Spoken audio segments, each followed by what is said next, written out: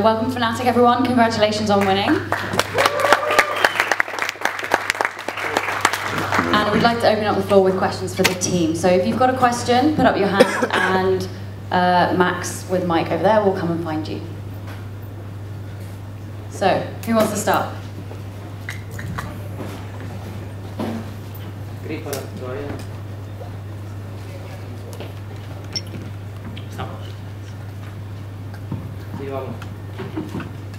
Well, hello, I'm Cristina from Movistar Esports. I have a question for Reckless. Well, two questions. First of all, will you marry me? And the second one, how do you face a final losing the first game? I'm not really sure what to answer the first one, but to the second one, I think we've lost so much lately. I mean, the semifinals is just, one loss, but it feels so much in comparison to how well we've been doing in the regular season. So I think we got quite a wake-up call in the semifinals, and even though we lost the first game today, I felt like we didn't really lose it, if that makes sense. We were not really affected by the outcome of the games. We were not really result fixated in our mindset, so we were fine either way. Meanwhile, in comparison to like the semifinals, for example, we just kind of couldn't pick it up again after we lost the first game. So it's a shame that the wake-up call had to happen the way it did in the semifinals, but if we make it to Worlds now, then I feel like it was a good learning experience for us.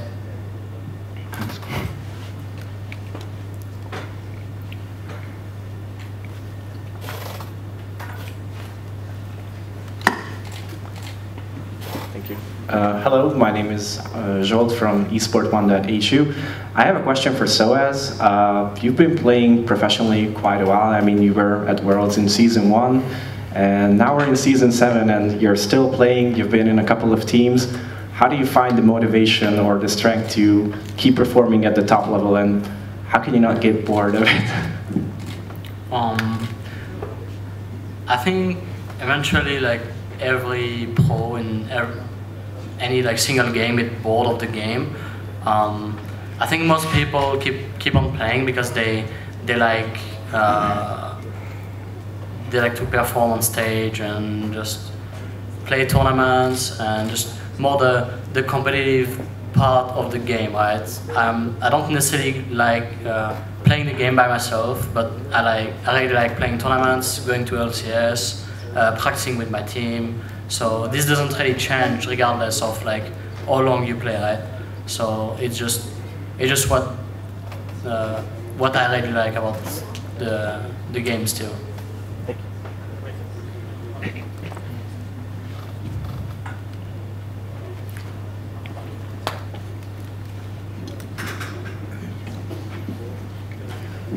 Hi, this is Darius from The Shot Caller. I have a question for Dylan. So when you came in, a lot of people wanted to see what you can do for the team, and I wanted to ask what was the biggest change you had to bring in for Fnatic to succeed in the way that the team did, especially over the regular season? Well, the team when I came in just had Finlay as coach, who was a manager, and I think he did a very good job actually preparing them for matches and just working with the players individually, but there wasn't like any sort of practice structure, daily routines, things like this, because they were essentially running with no coach. I think Fnatic as a team is a pretty difficult team to coach, just to be particularly honest. There's a lot of strong personalities, and there's some younger players as well. I think the best thing that I established, and the most important, was just bringing structure of practice and reviewing our matches and having a process to prepare for matches, these sorts of things. But I still think we have a lot of work to do as far as coaching staff is concerned, bringing on people and doing more in the future.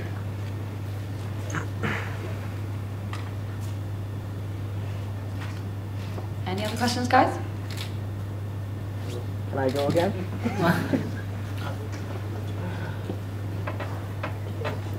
I actually have a question for Broxa. Obviously, you came in not too long ago, and on your first couple of games, many of the shoutcasters basically called you a least in OTP. And since then, you've developed quite a lot. How did this development come for you, or have you already had it in you and you needed a coach to bring it out, or were you just scared of playing something else and you always wanted to go for your safe pick, so to speak? I think that in the beginning, especially, I didn't really have to play other champions than Lee Sin, Elise, Kha'Zix. Like, I think I basically only played those 3 champions for a few weeks, because partly it was the champions I was the most comfortable with, but at the same time they were really strong in the meta back then. But obviously it doesn't stay the same in League, it changes a lot, and when tanks started becoming strong, it was really difficult for me to begin with, because I'm a pretty new player, so I've always just played what I wanted to play rather than what's best. So it was really difficult for me, especially in the beginning, and it took a lot of work, but with the help from Dylan especially, I think I think I made it work in the end. Thank you.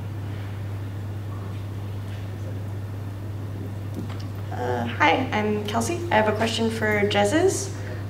My question is that there's been a lot of attention focused on like what picks Rekkles plays, for example, as being something that restricted the team. But do you feel like that there were other things that Fnatic had to adapt to besides that? And could you talk about that a little bit? Do you mean after Rift Rivals? Yeah, after Rift Rivals. Because I feel like everyone was talking about things like, oh, the problem is that Rekkles is playing these AD carries, but if there were other problems, I would like to hear your perspective on them.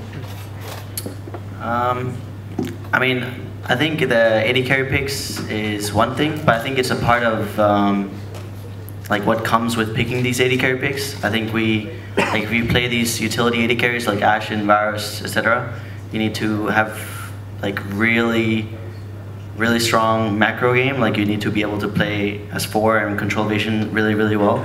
And I don't think we're there yet. I think like when we face really strong opponents, I think Misfits played well. So when we played Ashe and Varus against them, we just got punished because we didn't play well and they played well. So I think after that game we just sort of realized, okay, maybe we need to have a mix of what we did before Rift Rivals and what we were doing now. So just like sort of meet halfway, because yeah, like I said, we're not good enough at like playing slow and playing correct macro, I guess.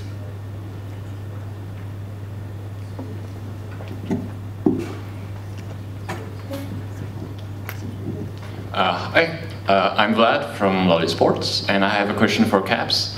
So in the beginning of the season, there was a lot of hype around you, and you were shining bright. Then the dust kind of settled down, and today you once again showed what you could do, and you almost single-handedly carried game 2, was it? So Rekkles said you were a bit inconsistent, but with extremely high potential. What makes you perform so well in some situations and maybe hide a little bit between your mates sometimes? I guess it's a bit of a team energy thing, but what are your thoughts on that? So I think I'm like in a constant cycle, kinda, of being like really good and then being really bad, just because I feel like I have the potential to be really good and be the best mid in the EU, but every time I'm like up there and I'm beating everyone, I always get really complacent, I get really lazy, and obviously you can't stay the best if you do that. So that's why I think we have losses against like really bad teams. Or no, I don't want to say bad teams, but lower teams, lower teams in the EU. And I think it's why, like for example, when we lost to NIP, it was like a wake-up call. So instantly I go home and I'm really motivated, and we end up beating G2 2-0 like 2 days after, something like this. So it's just like a constant cycle, I think, from my point of view, and I mean, it's definitely something I have to work on.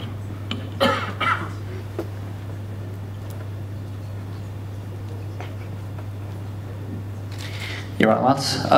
My name's Tim. And just to do something a bit different, I'm going to ask an open question, which means that, you know, if you think you have insight, you can kind of pop in. There's a tendency that you guys tend to like tunnel vision on sites, in this idea that you're pretty much an opposite Aram, and mid lane does not exist.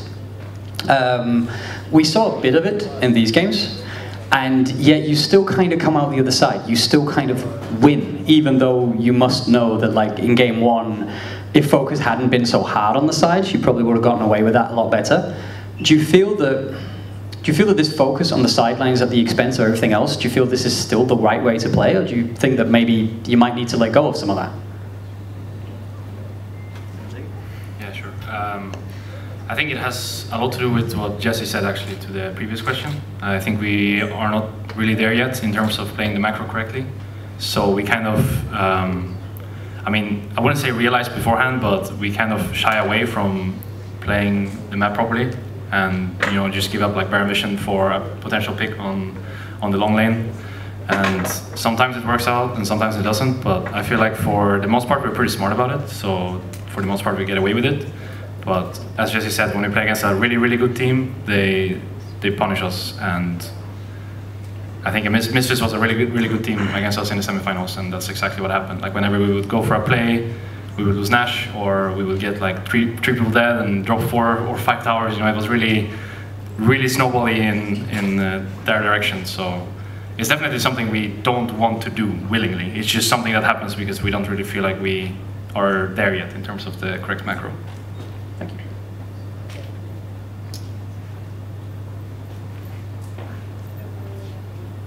Hi, I'm Renato from Blitz Esports. A really simple question for Caps.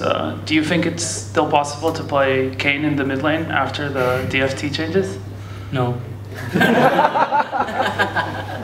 So I always wanted to play Kayn. Like, when I came out, I was spamming it, and I wanted to play in scrims, and I mean, we had like mixed results, but we ended up pulling it out against Misfits, and even after that, I was still like trying to look for it in scrims, and I was playing it in solo queue a bit, but my team was like really against it. So at least I had like when BDD wrote said one time that he thought mid lane Kayn would be viable, I had like something going for me. But other than that, like no one else was playing it, and IP, and then, you know, there was no effect of the result of G2's game.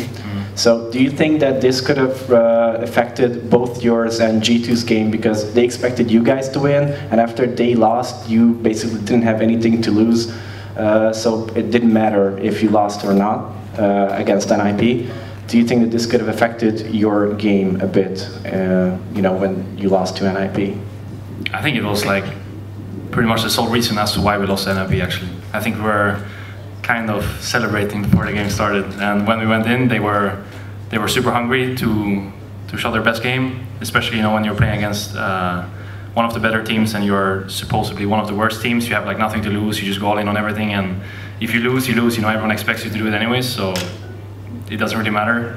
And we were just not there. We were somewhere else, you know, in our minds, thinking about how much we've achieved and reaching first in our group. And I think those kind of moments are actually really important for you as a team, because I think they kind of break you down, but there and then we weren't strong enough to pull it through on the day.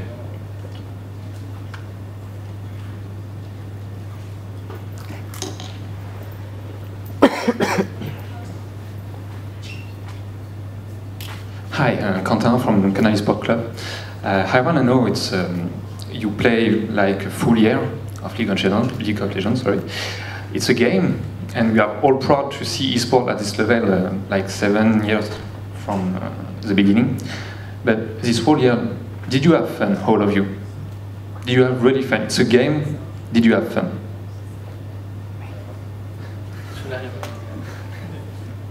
I had a lot of fun today, actually. I think the meta right now is really fun to play. At least if you're an AD carry, so I don't think it was nice.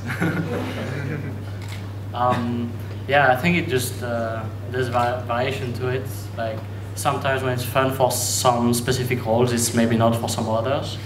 So there's always a sort of rotation to it. Like, I think Riot, especially for like this year, is trying to make the meta as much as possible, like, the best for competitive. So I think it's all better than the past years for like most roles. So I think definitely competitive this year is probably a lot better than than it have been the past years. Still better than the lane swap meta, right? I don't think lane swap was necessarily too bad. There's some cases, there's always like some variation to it as well of lane swap. So if you're a really good team, you could just win full lane swapping, and usually the bad team will just straight lose. So I guess it wasn't super fun, but it was like a strategy that was used, you know. So in the end, everyone have to learn what's the best, right? So. Yeah, last question. Me again. I hope it's not the end for you. I hope to see you at Worlds, but I heard tonight it is a Fnatic party, so will you party? Sorry, it's tomorrow. Tomorrow, yeah. My bad.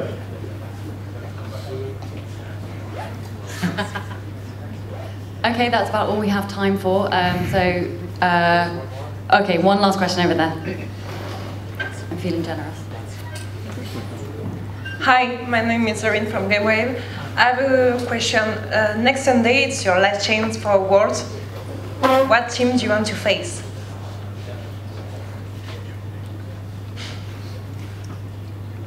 Unicorns.